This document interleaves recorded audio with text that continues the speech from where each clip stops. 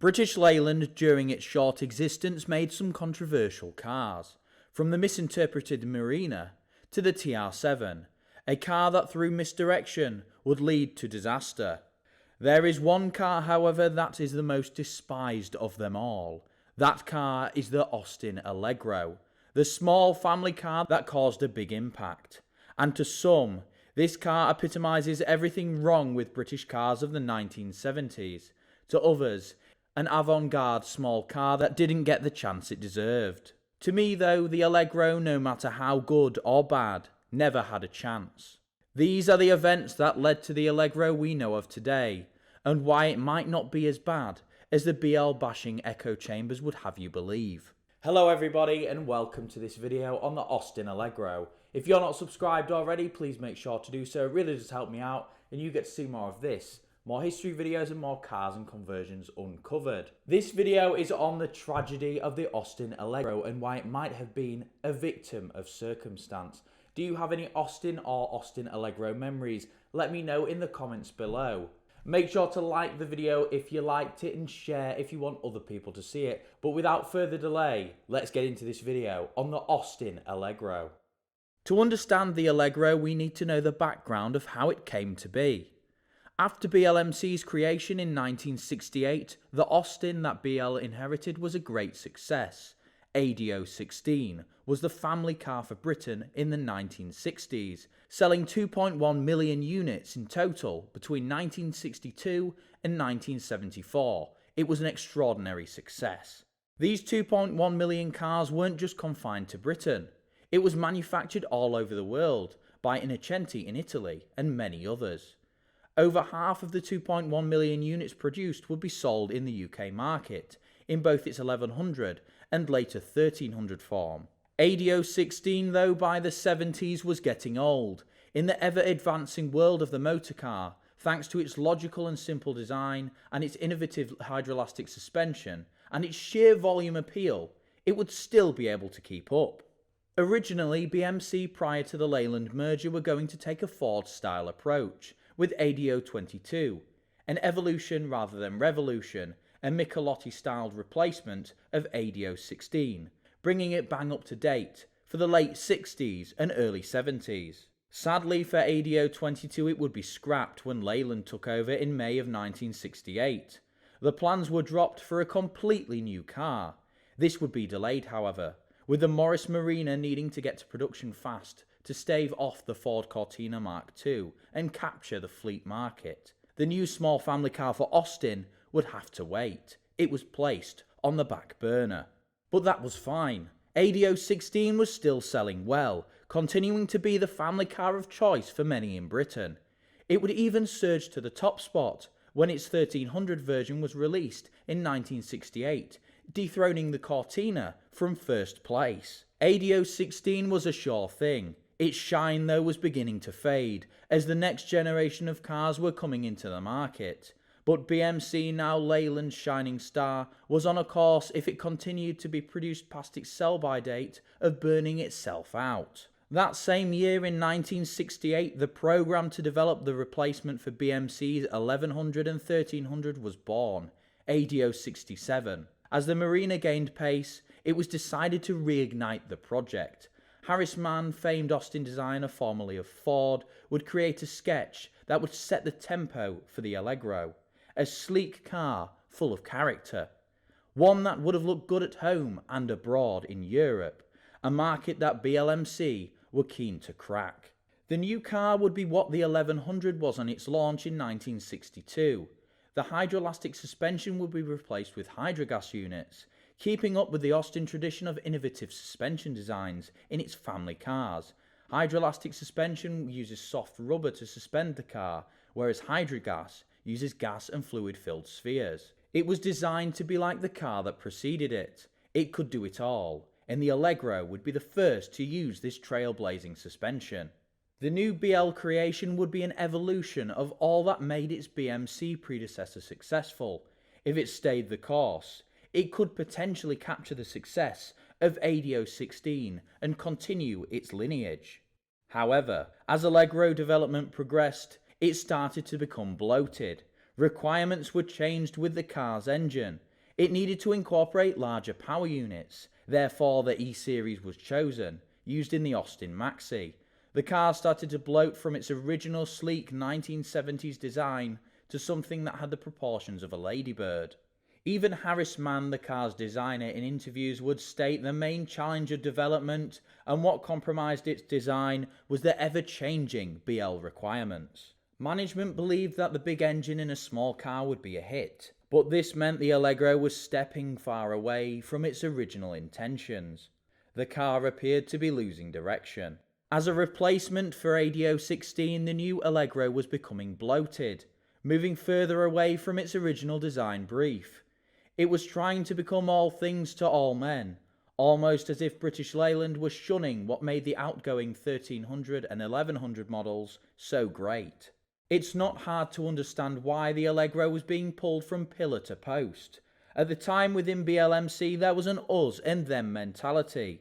Some of the people who worked at Longbridge during that time I've interviewed for another project, but they would say that Leyland management did things their way and BMC teams did things the other way. It seemed there was no mutual understanding of what each other did well, which would cause a rift between the two newly merged companies, unified on paper but divided in practice. While the new 4-cylinder E-Series was a good engine, the A-Series still had plenty of life left in it and didn't require the car to be changed around the power unit. The workers at the newly created Cofton Hackett engine assembly plant, which had been created just for the E-Series due to management's somewhat unrealistic expectations of the Maxi, were relieved. They could finally operate at full capacity. While the new E-Series was good for some, the changes to the car to fit these new engines at this crucial stage would cost the Allegro dearly. Management would also require the car to be redesigned around an awkwardly designed heater box that was incredibly deep. Again, it seemed the original brief was being deviated from, and since this heater box cost BLMC so much to develop, it was non-negotiable. It had to go in. The proportions and larger details would be finalised in around 1971. As some have said though, they would try to save the car's styling, with alternatives being explored, such as a quad headlamp arrangement. They would settle on the final design we all know today. But there was one fine detail that would become a big one. The infamous quartic wheel, designed by David Bache, so the driver could see their instruments better.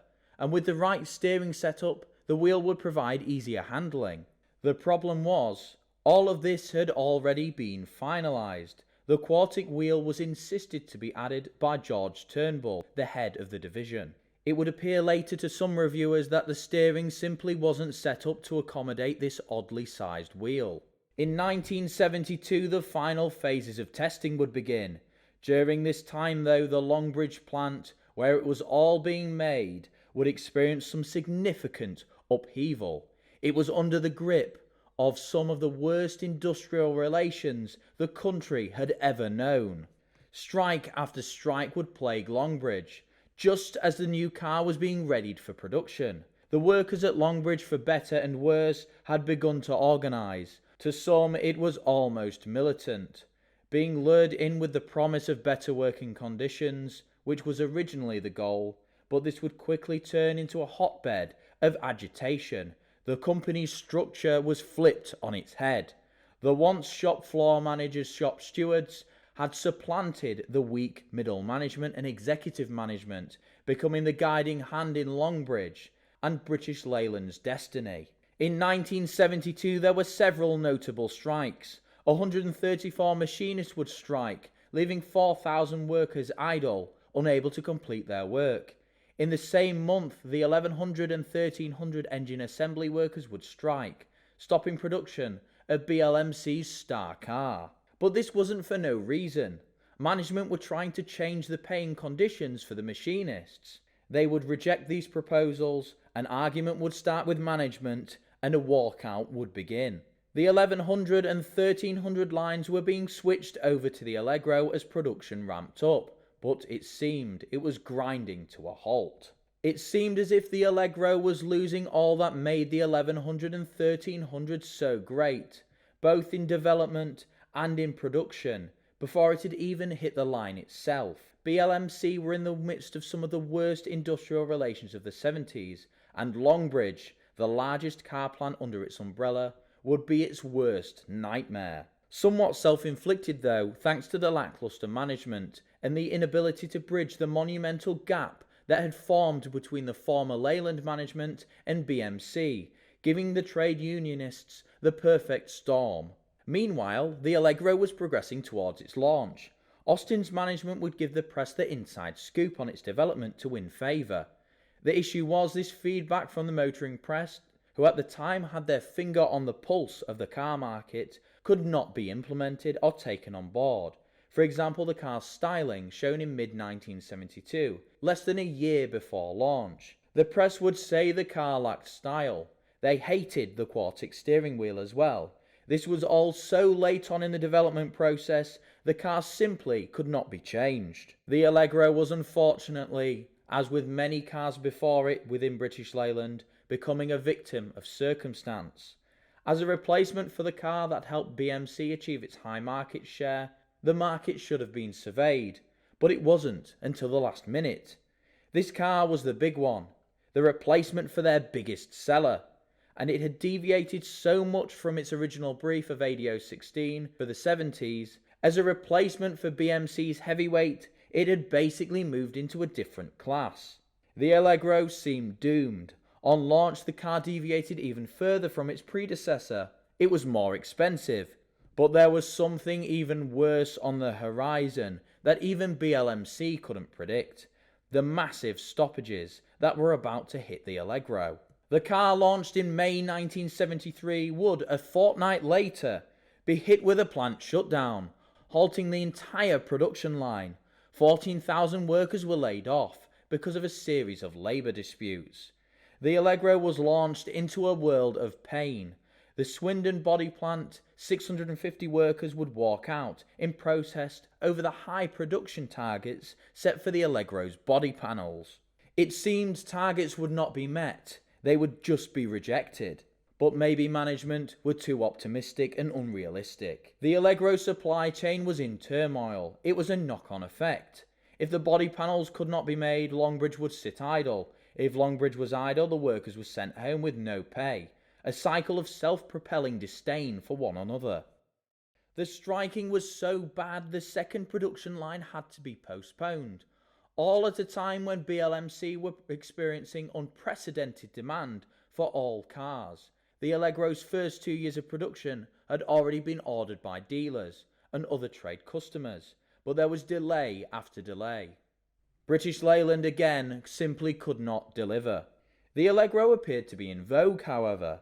It was trading above its list price during its first month of production, thanks to the lack of supply. BL would try to take advantage of this. Maintenance workers would strike in protest over a proposed shift over the spring bank holiday to meet the unprecedented demand. This would cause the line to cease again.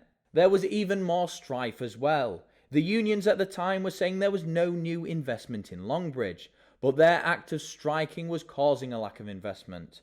After £21 million of investment in the Allegro, which is around £350 million today, including new tooling and production processes, the company simply did not have the cash to reinvest again in Longbridge. The Allegro, the car for Europe, was being outpaced in its market, thanks to the lack of production. The Allegro, a victim of circumstance, was being brought into a world where Red Robbo had his grip on Longbridge and British Leyland. They were suffering £1.7 million in lost car production each day. Austin's new Trailblazer simply could not catch a break. In development, the goalposts had been moved, with its original sleek design being compromised, thanks to the insistence of management to add a larger power unit and an awkward and expensive heater box mid-development. Even just before its launch, it was decided to show industry. It was then released. The Allegro was completely off the mark. As a car for Europe, to some they would say it lacked style. As a car for the home market, it strayed too far away from its original design brief, including the price. On top of all of this, the car had to replace the BMC Great, while deviating so far from it. The car that had won BMC so much market share only for the Allegro itself and the circumstances surrounding it to completely destroy it. The Allegro would only manage 642,000 units in 10 years, as opposed to the 2.1 million the 1100 and 1300 sold.